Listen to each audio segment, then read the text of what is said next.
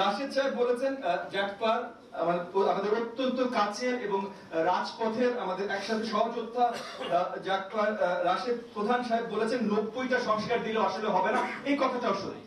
এই কথাটা সত্যি থাকা সত্ত্বেও আমরা 9টা সংস্কার দিয়েছি, কারণ আমরা মনে করেছি যে প্রথম ধাপে এই 9টা সবচেয়ে বেশি গুরুত্বপূর্ণ। যেমন আশরাফ কায়সার ভাই তুলে ধরেছেন যে ব্যবসা বা বিজনেস গ্রুপ এই জিনিসগুলো নিয়ে খুব বেশি আলোচনা হচ্ছে না। আমরা মনে করি যে এই যে ফ্যাসিস্ট সরকার, আমি একদম প্রথম আলোচনা একবার বলেছিলাম যে আমাদের দুটো লক্ষ্য ছিল এই রিফর্মগুলোর মাধ্যমে। একটা হলো ফ্যাসিজম যেন আর কখনো না আসে এবং অ্যাকাউন্টেবল ডেমোক্রেসি যেন আমরা তৈরি করতে পারি। এবং এই যে কার্টেলস এবং বিজনেস গ্রুপস যেভাবে গত 15 বছর কাজ করেছে, আমরা এই পুস্তকেও পরিষ্কার, এই প্রবন্ধতে পরিষ্কার দেয়া আছে কেন আমরা বিশ্বাস করি যে ফ্যাসিজম তৈরি করার জন্য সেটা বিশাল একটা শক্তি ছিল। এবং সেটা বিশাল শক্তি ছিল বলে এগুলোকে কিভাবে ভাঙা যায়, কিভাবে এর আগে অন্য দেশে হয়েছে এবং আমরা হয়তো চেষ্টা করতে পারি, সেগুলো আমরা এই প্রবন্ধতে রাখতে চেষ্টা করেছি। একইভাবে মিডিয়া, দ্য ফোর্থ স্টেট, তাদেরকে কিভাবে করাপ্ট করা হয়েছে এবং কিভাবে আমরা চেষ্টা করতে পারি। এবং এগেন সবগুলোই কিন্তু রিফর্মের শুরু। মানে মিডিয়াতে কিভাবে রিফর্ম হবে এটা হয়তো আশরাফ কায়সার ভাই আমাদের তো অনেক বেটার বলতে পারবেন দেন আমাদের জিপিআর এর রিসার্চাররা যা বের করতে পেরেছেন, কিন্তু আলোচনা একটা শুরু তো হতে হবে। তো সেই জায়গা থেকে আমরা এই কাজগুলো করেছি। একই সাথে আশরাফ কায়সার ভাই আপনাকে পরিষ্কার করে জানিয়ে দিচ্ছি, এনডিএম এর কোন অঙ্গ প্রত্যঙ্গ কখনো ফ্যাসিজম হবে না। সিআরআই জিপিএ মানে জিপিআর কখনো সিআরআই হবে না। জিপিআর এর একমাত্র কাজ হলো রিসার্চ করা পলিসি ভিত্তিক। তো বাংলাদেশের রাষ্ট্র ব্যবস্থায় কি কি জিনিস কাজে আসতে পারে সেগুলো সায়েন্টিফিক রিসার্চ করে তারা হিসেব করেন। এবং যারা আছেন জিপিআর এর সাথে জড়িত তারা সবাই ইদার পিএইচডি স্টুডেন্ট বা একাডেমিক এবং তারা বাংলাদেশি এবং বাংলাদেশের জন্য কাজ করে যাচ্ছে। তার জন্য এনডিএম এর এই জিপিআর এর সাথে তারা সংযুক্ত।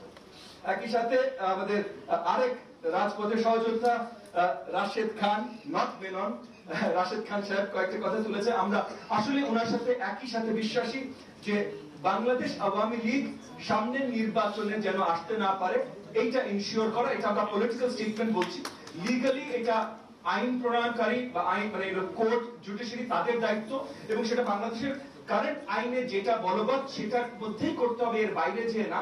তবে আমরা রাজনৈতিক ময়দানে যারা এই ফ্যাসিজমের পুরো ব্রান্ডটা ফেস করেছি রাজপথে, আমরা আমাদের ডিমান্ডটা পলিটিক্যালি তুলে ধরছি যে পলিটিক্যালি স্পিকিং আমরা আওয়ামী লীগকে দেখতে চাই এবং যেটা সত্যি কথা আমরা বিশ্বাস করি একটা নির্ধারিত অল্প সময়ের ভিতরে যদি নির্বাচন হয় তাহলে আওয়ামী লীগ এমনি নির্বাচন করতে পারবে না, তাদের কোনো পলিটিক্যাল মানে তাদের কোনো নমিনেশন পেপারই তুলতে পারবে না। তো সেই আলোচনাটা আমরা ওখানে শেষ করে আমি আবারও মঞ্জু ভাইয়ের অ্যাপ্লিকেশন এবং শফিক ভাই একটা কথা বলেছেন যে এই যে কেয়ারটেকার সরকারের পরও কিন্তু এই প্রত্যেকটা রিফর্ম আনরাভেলিং হয়ে যায়।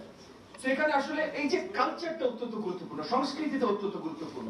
এবং এই জায়গাটা অনেকের সাথে আমি একটু দ্বিমত পোষণ করি যে পরপর 3-4টা নির্বাচনের পর আমরা এমন একটা জায়গায় এসেছিলাম যে ইলেকট্রাল কম্পিটিশন সবাই ফিল করা শুরু করেছিল এবং ইলেকট্রাল কম্পিটিশন ফিল করা শুরু করেছিল বিধায় একটা স্পেসিফিক দল হয়তো কেয়ারটেকার সরকার সরিয়ে দেওয়ার জন্য দৌড়ঝাঁপ শুরু করে দিয়েছিল 2009 সালের পর।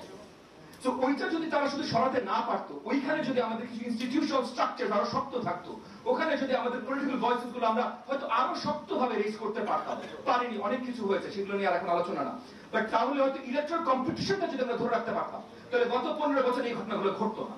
সো এখন আমরা বিশ্বাস করি অনেক রিফর্ম দরকার। আমি শফিক ভাইয়ের সাথে পুরোপুরি একমত, অ্যাপ্লিকেশন দরকার, সুজল আলম ভাইয়ের সাথে পুরোপুরি একমত, কিন্তু একই সাথে ইলেকট্রাল কম্পিটিশনটাকে জোরদার ভাবে বাংলাদেশের জমিনে ফেরত আনা সবচেয়ে বেশি প্রয়োজন বলে আমি মনে করি।